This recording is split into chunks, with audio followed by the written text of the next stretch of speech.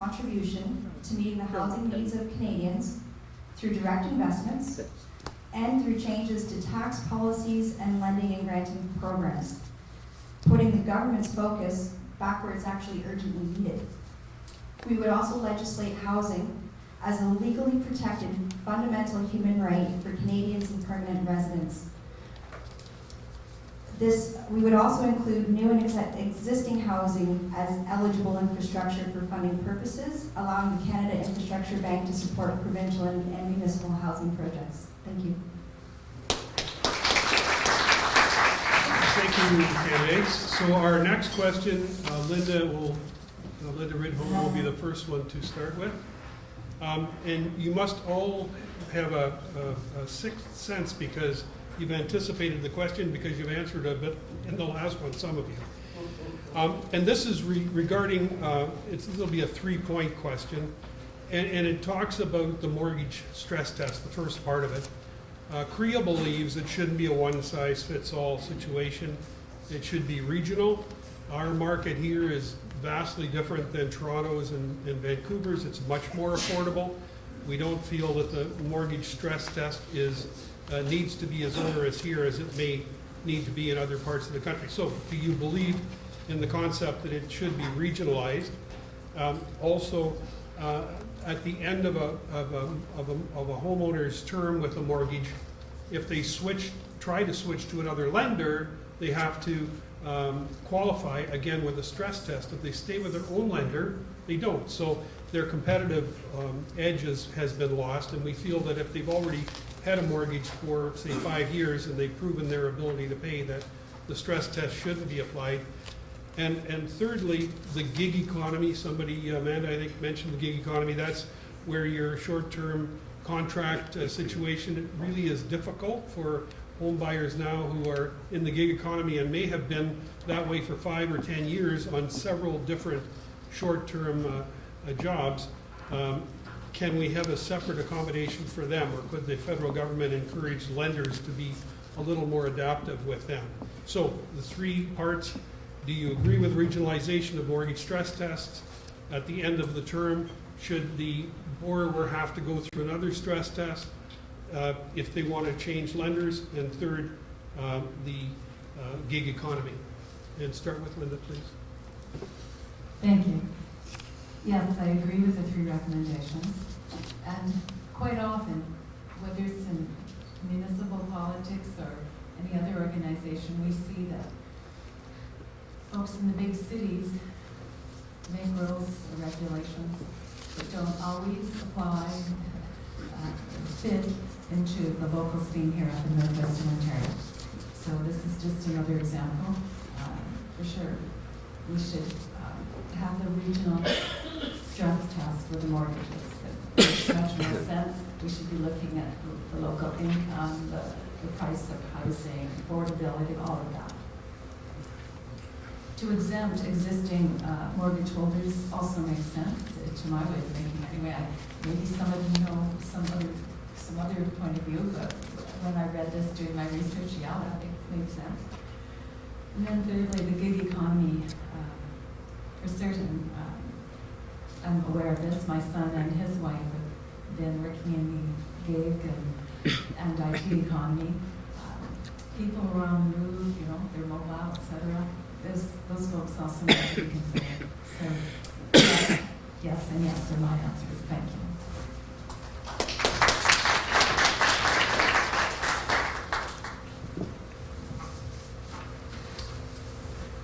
Canadians are struggling, and they have to save more over a longer period of time just to get a down payment or to try, alternatively, to find a less expensive house in today's market.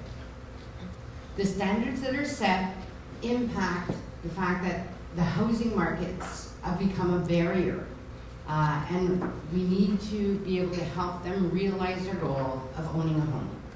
In a country as big as Canada, there's a different reality for each region and each community that needs to be taken into consideration. Having standards that are set in the metropolis center and then are applied to our communities does not reflect the needs and leaves too many of us behind in our dream of home ownership. So we need to make the choice to review those standards through a lens that takes into account our realities, including the regional differences, our different employment environments, and make sure that we have the options that are available for the people when they need our help. So instead of making us fit into a skewed market of a big center, the New Democrats believe in supporting our differences, and we will make better choices that take into account northern realities and not just a one-size-fits-all model for a country that's as big as ours. We need to help our regions and the people that are here in achieving that reality of homeownership. Thank you.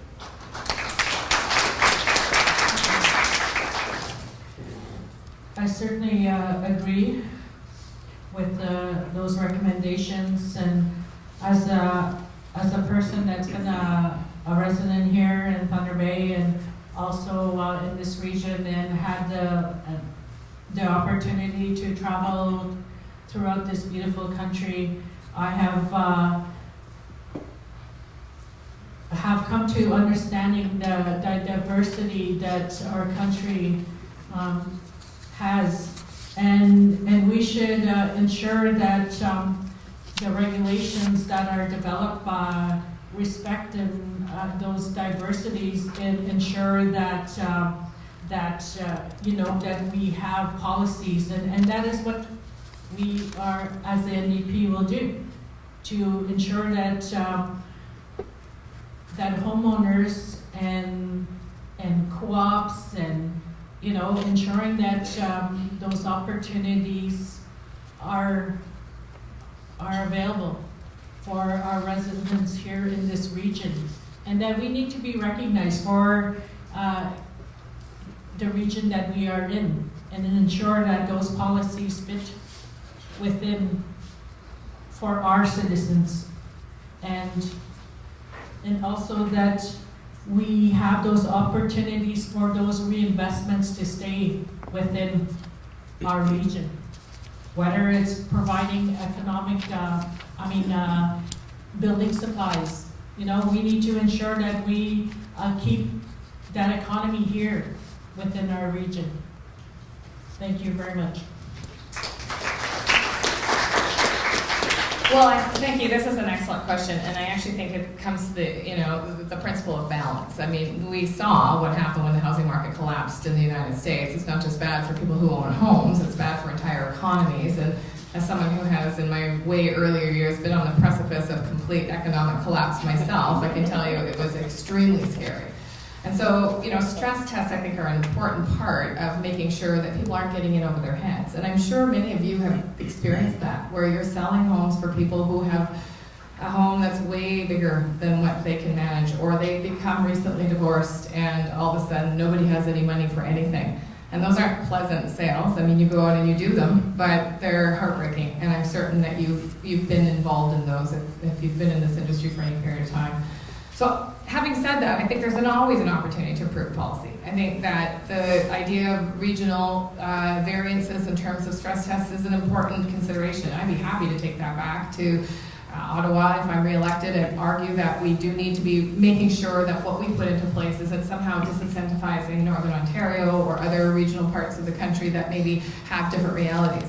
But I would also urge caution in that area, because it's not good for you either if people end up losing their homes because they're in over their head, or the economy slides, or the interest rate goes up and people all of a sudden can't afford those mortgage payments, and all of a sudden they're in a situation where they have to dump it really quickly and there's no one, by the way, lining up to buy it. So I think this is, really about a balanced approach. Finally, I just do want to talk about the gig economy. What we're talking about is money that's earned in ways that isn't documented.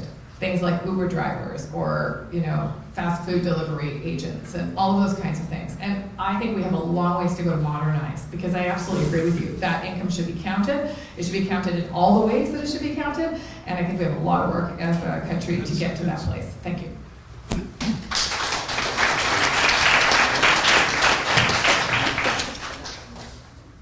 I'd like to talk first about the B20 mortgage regulations. I think they're nuts. They were nuts, they are nuts, it's too high. and it's blocking a huge number of people from moving from renting to buying that first home or renewing their mortgages. We certainly shouldn't be requiring it on mortgage renewals. I think the 10% level plus ensuring that the house is insured is more than adequate. So I would reform that. As you know, the effect of that, now we can debate whether it was cause and effect, but the effect of it seems to have been there was a big drop in house sales after that was brought in. So I would encourage reversing that. CREA has an idea, to reiterate what I said in the last question, to make our criteria for loans, investments, and even the stress test regional in basis. There are places where the market is overheated, and maybe it does make some sense in some of those areas, but certainly not in Thunder Bay. You know the old joke about banks only lend money to people who don't need it. Well, that is often true. I've been there, I've been rich, I've been poor. When I was getting started in business, it was hard to get money out of banks. Now it's easy for me, I'm lucky. But we need to find ways to change the rules so that first-time homeowners and young people and people on fairly dependable but relatively low income can do better. The last time, I'd also like to mention that the homebuyer's tax credit, I would expand it. It's good, it's gone up to $2,500. I think we should think about making it even more like $5,000. And then the last thing I'd like to talk about is guaranteed annual wages. It's in the Green Party policy, I'm out of time, but we need to make people stop having a tough choice between welfare or minimum wage and get them buying houses. Thank you.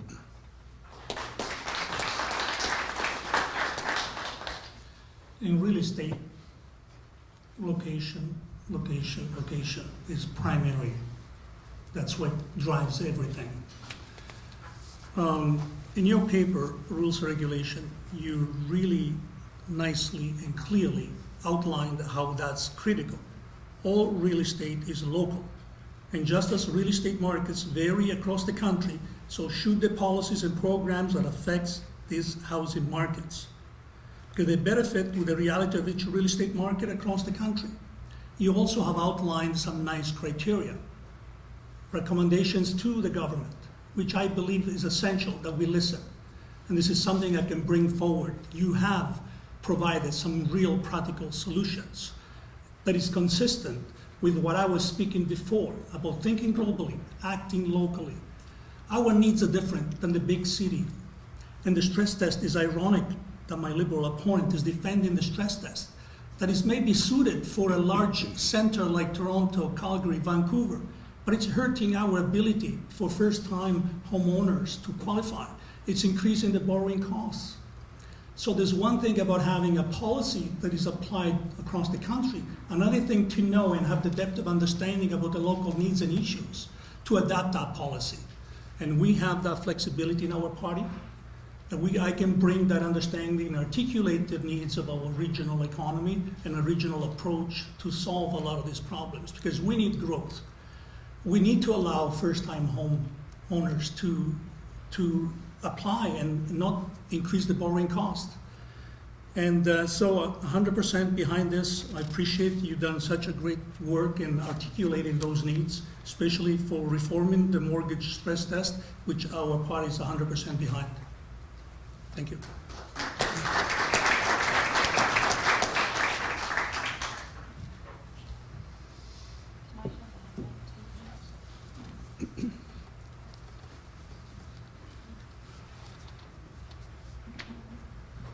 Thank you.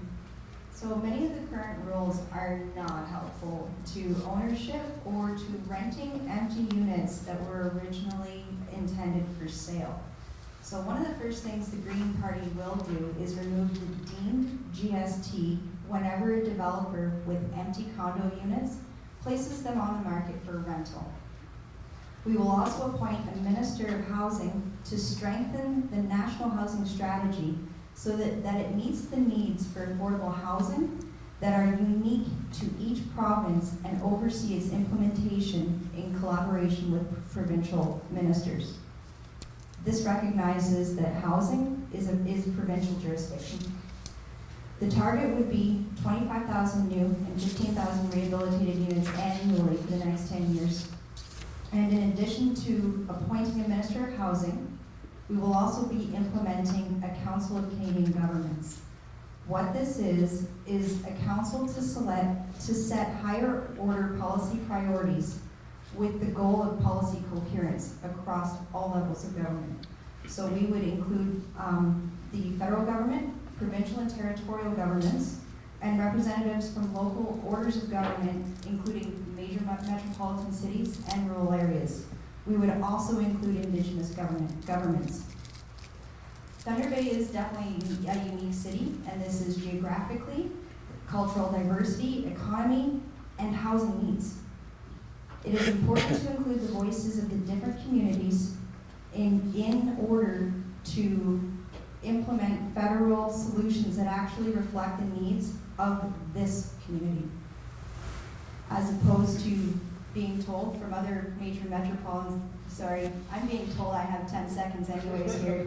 So the Green Party is the only party with a strategy for working cooperatively across parties and through other levels of government in order to truly serve the needs of this community. Thank you.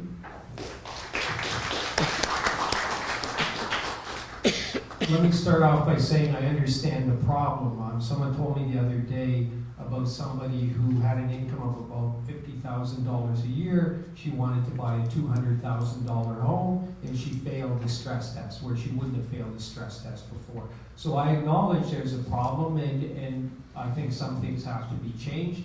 And that's the nature of legislation. If you look at the legislation that's passed each year, a lot of it's amendments. So you can change what laws exist. Now, how exactly you change this, I'm not sure, because federal legislation by its nature applies to everybody. If it was something of a local concern, then it would be under that section of Constitution, Section 92, rather than Section 91. I would suggest that the way to do this is to put some, and the devil's always in the detail. I think that the way to do this is to put some flexibility in the stress test. So when you're talking about a $200,000 home, you're not quite as imposing such onerous obligations on the person as when it's a $1 million home. I would think that's a better way to do it. As for the gig economy, yes, I totally agree with you. Times have changed. People don't always have this job where they get a salary and they're going to work their whole 50 years at the mill until they retire and die. Now you're going one job to another, and so how the bank makes provisions for this to allow for lending, I'm not sure, but often in making laws you have to balance competing interests, and the bank wants some security that if they have a mortgage that they're going to get paid back. So again, the devil's in the detail, but certainly this is a problem that needs a solution. Thank you, Candace. Just wanted to mention this meeting is being streamed by Net News Ledger, and it will be available on Shaw 10, Cable 10, is that right? And on TBT, TV Television News on Demand as well, so you can watch it at your leisure.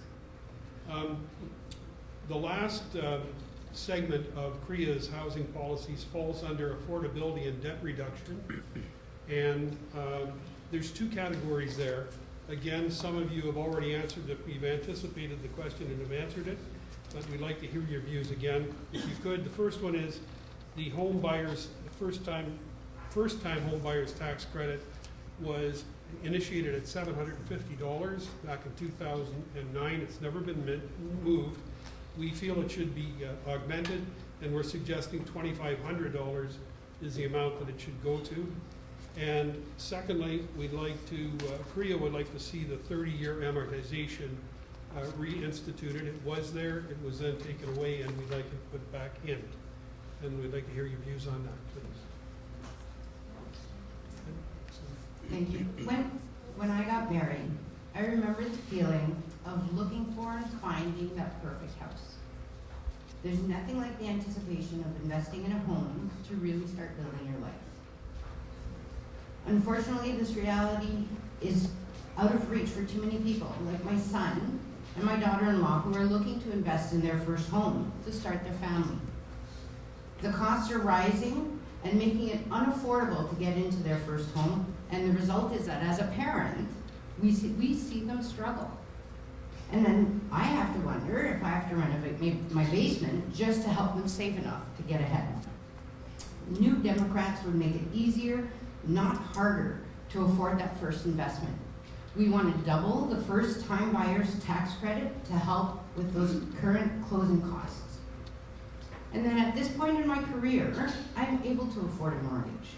But we all know that when we started out, our wages in the beginning don't reflect the potential that we have for a career of earnings.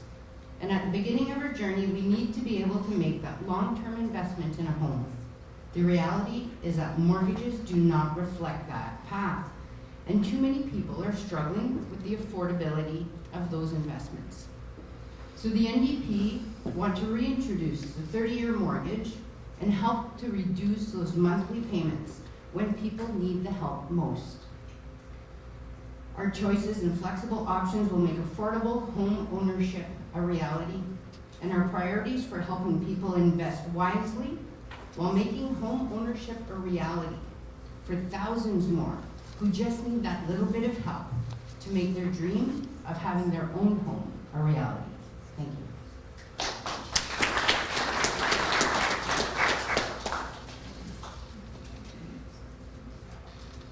To answer the statements that you made, my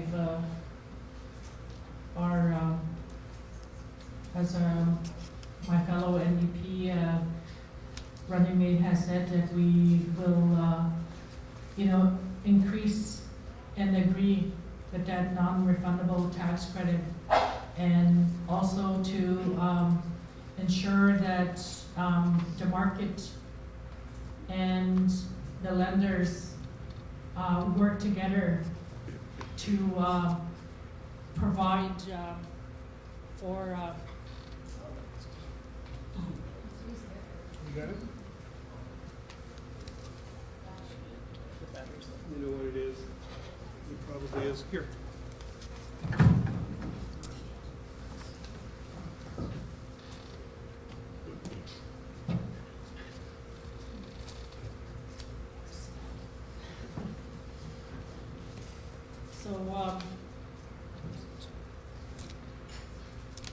So that we can ensure that first-time homeowners, can afford the house. And it is a human need, and it is a human right to have shelter. And so we need to ensure that the regulations and the policies are there to support that, and that whatever mechanisms that we have, those policies, whether it's tax credits, lenders' criteria, to be able to accommodate to those needs. So, we as the NDP will certainly ensure that we address those, and to have those particular individuals that wouldn't normally be able to get a mortgage, such as self-employed, single parents, and those are realities within our region and throughout our country, and we need to ensure that we accommodate them. Thank you very much. Well, thank you very much. I mean, I think at the end of the day, what we want is a strong, stable housing market with some confidence in the market. So I think our government's always open to changes that are going to achieve those goals. That the majority of people that want to own a home have the capacity to own a home, but we're also protecting the market. We're keeping people's investments safe, because at the end of the day, this is the largest investment that people will make, and it can make or break them if, as you know, they take on more than they're able to do. But listen, we've worked really closely with CREA on many of the changes that we've made and much of the movement that we've made, including the first-time homeowners credit, and I want to thank you for that. We'll continue those conversations. I do want to address the last piece, though, of your question, which is around the definition of first-time home buyers credit under CRA and how it doesn't actually line up, weirdly, with the first-time homeowners credit. And this is a perfect example of gender bias, I have to say, and I think that it's interesting that the CRA has a rule that disproportionately affects women. I mean, when in fact you're leaving a relationship, oftentimes it is the woman that's more vulnerable financially and would be considered not a first-time home buyer. So as the former status of women minister, I can tell you that the thorough gender-based analysis on that policy was not done. And I'm happy to take that message back to CRA and ask them to take a look at that and review that, because it doesn't line up with the current new program, nor does it address the specific concerns that largely and predominantly would fall on the shoulders of women. So it's a great point from CREA, and I'm excited to be able to bring that message home. Thanks.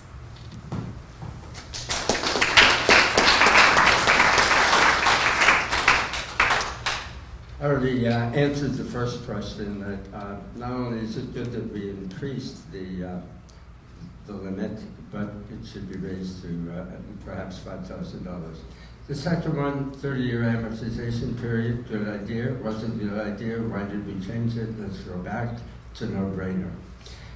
Third, you realtors in general are mostly small business people. I have a little joke. I hope you like it. We have two parties of big business and one party of no business. And the Green Party really aspires to be the party of small business. We haven't really had one yet. You think about it hard. Is there really a party of small business? And yet small businesses create the vast percentage of our employment in our cities and across Canada, and we're not supporting them adequately.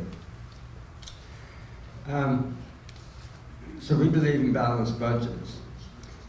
Justin, you may recall, promised the balanced budget by this year. Quiz question, anybody know what the deficit is expected to be this year?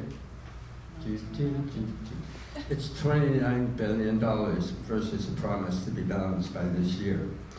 Mulroney, the Conservatives claim to be fiscally responsible, but Mulroney had the largest deficit in the history of Canada. And then it was passed by Harper, who had the largest deficit in the history of Canada, and now it's getting worse under the Liberals. The Green Party believes in balanced budgets, and we believe in fiscal responsibility. Talking about broken promises like that, you may recall that Justin promised electoral reform and that this would be the last election would be the last election under first past the post. I truly believe we'll have more cooperation and better governance when we have proportional representation, as 95% of the developed countries in the world have. Thank you.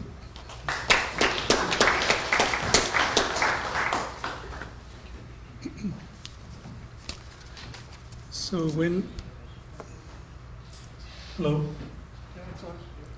we talk about affordability, one thing I'm hearing at the door when I go door knocking is affordability. How life is becoming more expensive for the average Canadian. And buying a home is your largest purchase. You can buy the home, but then you got to maintain it. So under the Liberal government, you have not only the heavy-handed mortgage stress test that prevents first-time buyers from qualifying or increase their cost of borrowing, but it's also mortgage insurance premiums have gone up. Taxes for the middle class have gone up. And it's not helping Canadians realize their dream of home ownership. If you do buy a home, this just came out, that in 2016, the Liberals asked the Revenue Canada, now you have to report the sale of your home to Canada Revenue Agency. So this is not effective yet, just a plan, but we need to raise it because it's a concern to many people that they could possibly tax your home ownership. Tax-free, first-time home ownership is a fundamental premise of our buying a home. So you don't pay tax when you sell it. But the Liberal plan was planning to tax you a 50% capital gain if you only held it for 1 year. And I know that was to prevent people flipping it. But there are a lot of people, seniors or young families who may need to move into a bigger home. They would have to pay 50% capital gains within the first year, and then it drops as you go into the 5th year. So this is just a plan, but we wanted to highlight it in terms of preventing something from that happening and hurting those people who can least afford it. Thank you.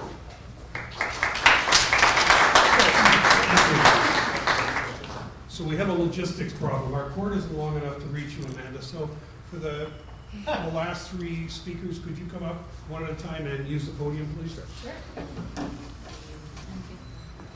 Bob. You can? No.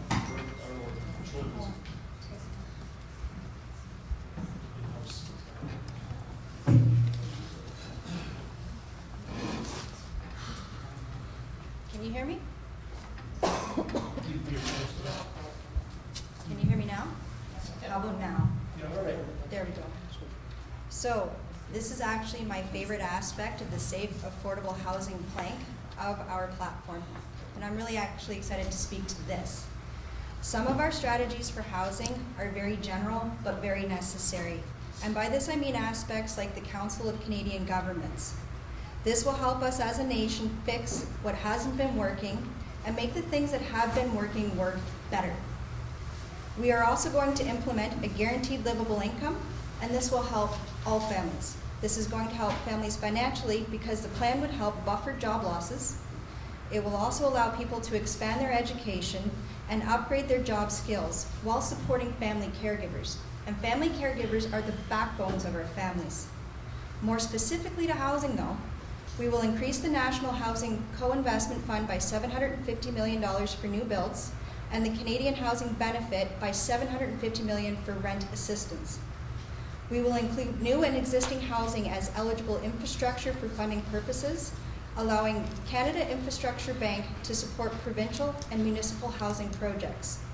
And we will change the legislation that prevents Indigenous organizations from accessing financing through CMHC. This will allow them to invest in self-determined housing for their needs. As part of our platform focusing on renewing the social contract, we are focusing on helping those who historically have been marginalized, whom have faced the largest housing difficulties. We are focusing on ending poverty and removing the barriers for people that make it difficult for them to find permanent homes. Thank you.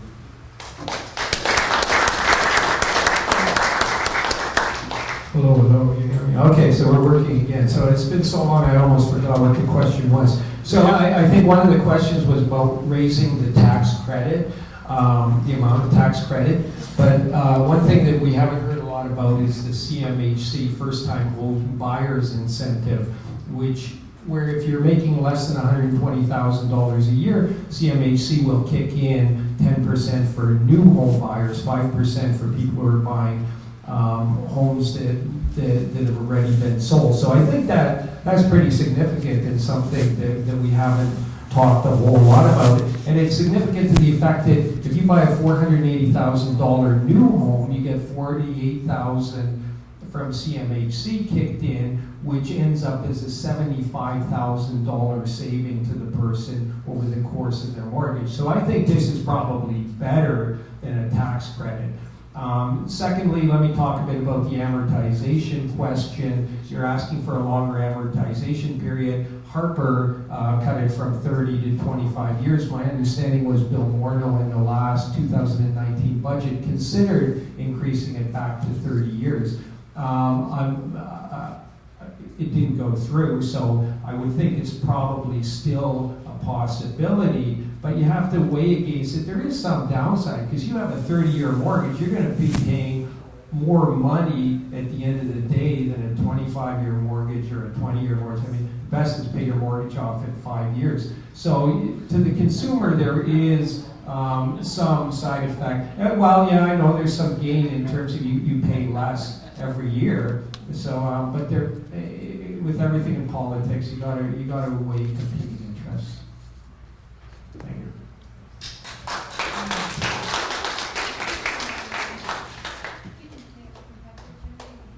Good afternoon.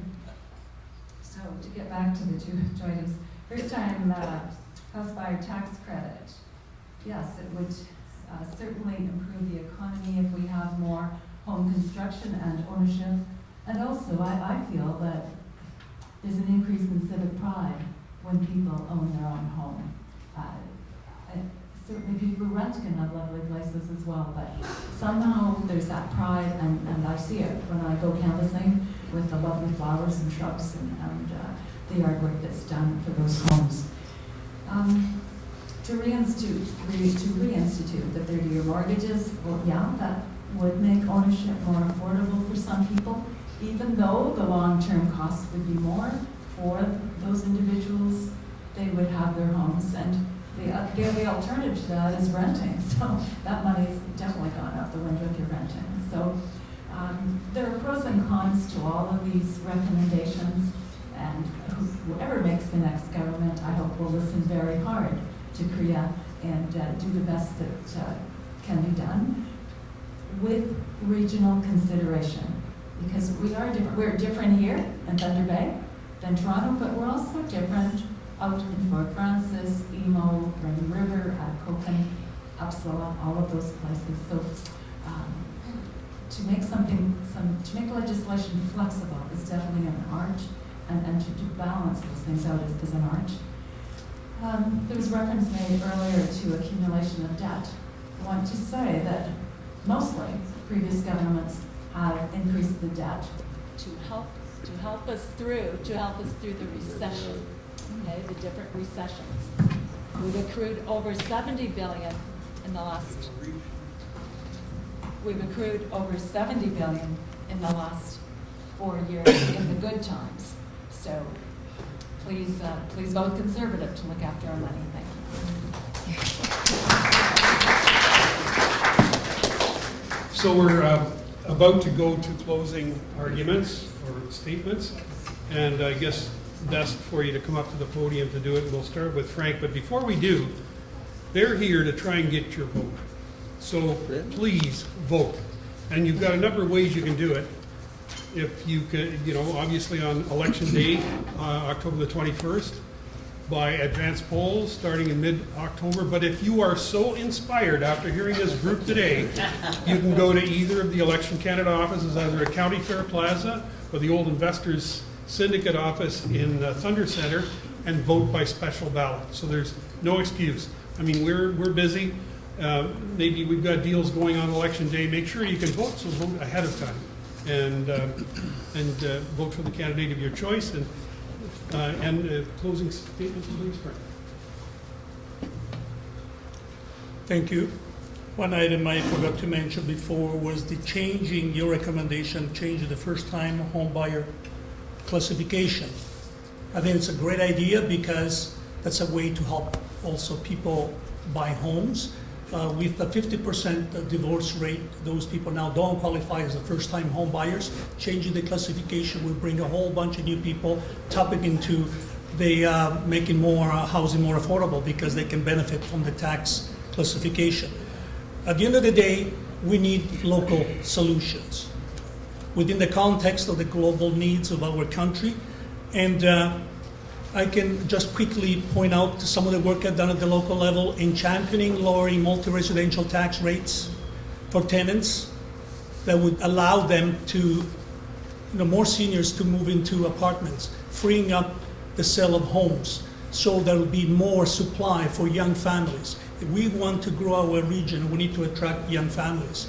And our party has already incentivized in those areas to lower the cost of maintaining your home. You can buy a home, then you gotta maintain it and afford it.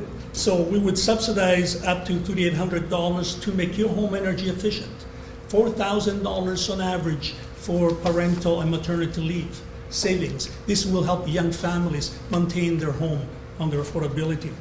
Removal of the carbon tax that's increasing our cost of living, and reintroducing sports and culture programs for children will be tax-free or tax benefits for them.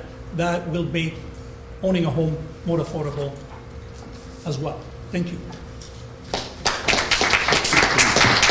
Thank you, Bruce. Could you come up here, please?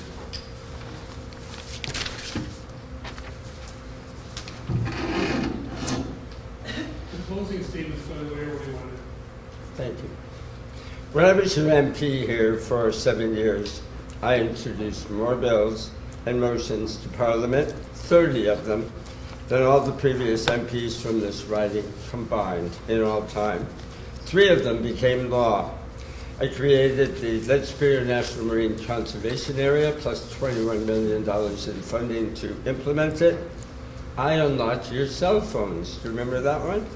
I passed my Climate Change Accountability Act in a minority government, the only climate change bill ever passed in the House.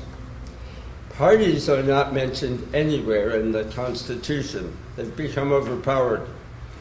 In 1970, Pierre Trudeau amended the Elections Act to put party names onto the ballot. And in the fine print, it said that candidates cannot run for a national party unless the national leaders sign their nomination papers. Instantly, he had his MPs under his thumb, and soon after, Pierre famously called his own MPs mere trained seals. The Green Party is the only party that does not whip our MPs. If I'm elected, I will put you ahead of the party. I will put Thunder Bay, our region in Canada, ahead of the party. I look forward to working for you in Parliament, and I thank you very much once again for holding this excellent event. Thank you.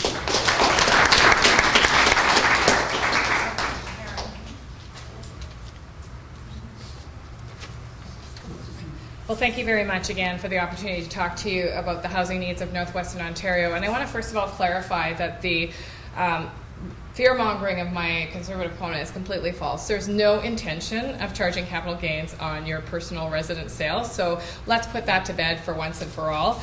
Clearly, I'm passionate about the work that I've been doing for the last 20 years on housing and homelessness, and the work that you've all been doing, of course. And of course, the Liberal government's work over the past 4 years has begun to demonstrate real movement on this issue. We know that communities that have safer and affordable housing do better economically and socially. When people have a safe, affordable place to live, that's when they have the security that allows them to reach their full potential and become fully contributing members to our communities. Thunder Bay is well poised to be a leader in growing Canada's economy, and you all play a key role in that work. You make people not just want to come to Thunder Bay, you make them want to stay here, and you help all citizens, new and long-standing, find that house of their dreams. So I want to thank you for inviting me today. It's been an honor to be here in front of you. It's our first debate, so it's been a great warm-up, and I look forward to continuing the debate in the 5 more or so to come. Thank you very much.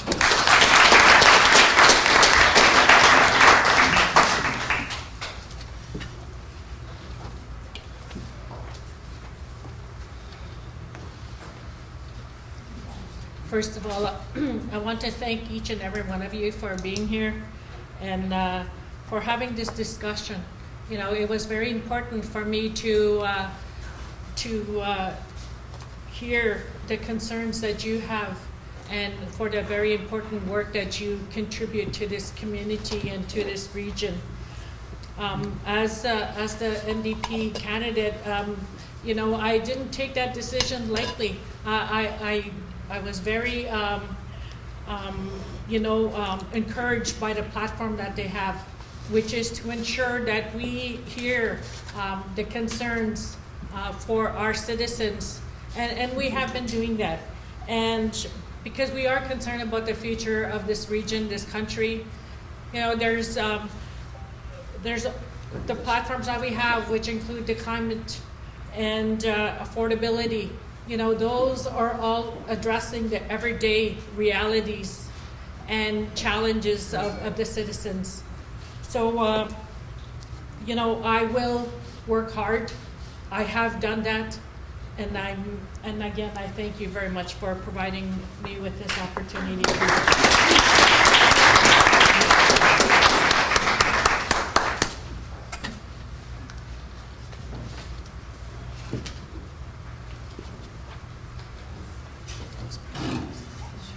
Thank you. Northwestern Ontario used to be a well-kept little gem.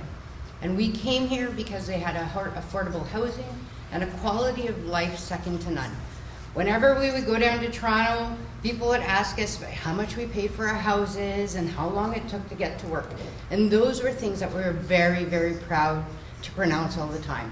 And I think that we need to bring Northern Ontario back to that state. And the only way to do that is to really invest in the people and the communities that are here. We need to be a part of the solution and understand the realities to be able to take action and really have an impact in Northern Ontario, in our backyards. We need to have a Canada where no one is left behind, where people have the opportunity to really grab onto that dream and make it a reality. So we need to have access to things like head-to-toe health care. We need to address the climate crisis and keep Northern Ontario the beautiful place it is, and have affordable housing to ensure that we grow the North through different priorities and wise choices. Thank you.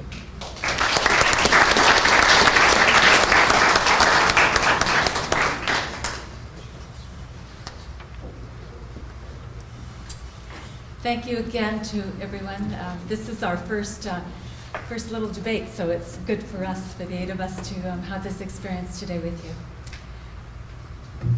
Back in 2017, the National Board for Cities, Federation of Canadian Municipalities, was told that there would be a national housing strategy. That promise was made.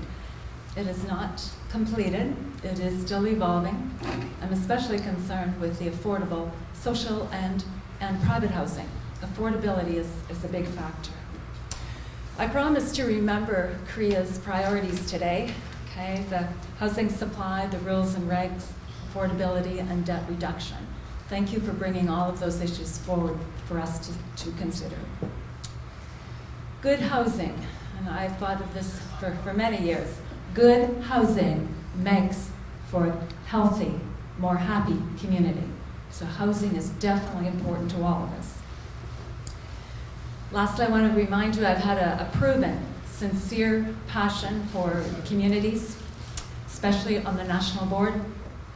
I promised to devote my time, my energy, and my ability for the next 4 years as your MP.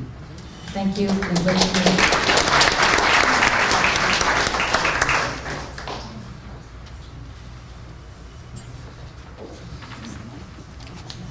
Thank you all in the real estate community, and thank you my fellow people on the, at the front here. One of the things you find in politics and political debate, or so far I've found, is that everyone wants simple, quick answers to everything, because this is the nature of the media. But a lot of problems in life, in fact I'd say most problems in life, don't have simple and easy answers.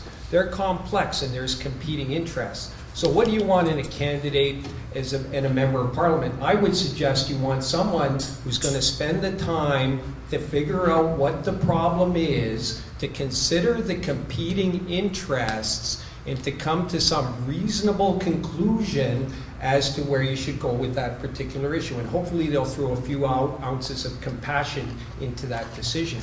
Now, in our increasingly politically polarized world of the right and the left, I think there's a real thirst in our society for a reasonable, compassionate middle ground. And I would suggest to you that is the Liberals and only the Liberals.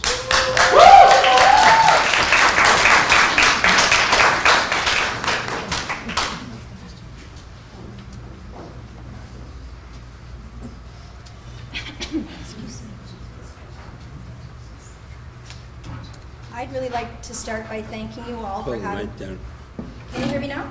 Yeah. We're good? Okay. I'd like to start again by thanking you all for having me come speak to you about the Green Party's vision for safe, affordable housing.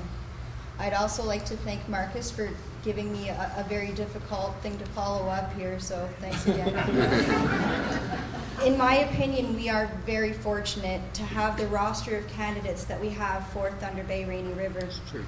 In a situation where there is no incumbent, it really does change the race.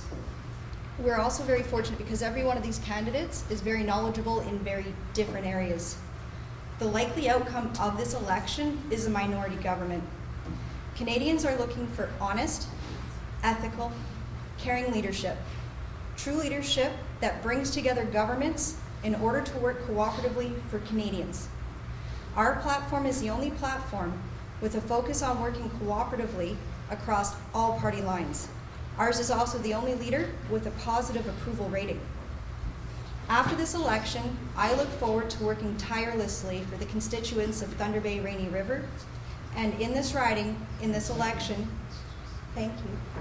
I'm pretty sure we're all going to watch history be made as we elect the first female MP for Thunder Bay Rainy River. Thank you. I will forever be known as that jerk that kept saying 10 seconds. I'm sorry for that. Anyway, thank you very much, candidates. You all did very well and answered our questions. And thank you, audience, for being attentive. And again, don't forget to vote. Thank you. Chris, thank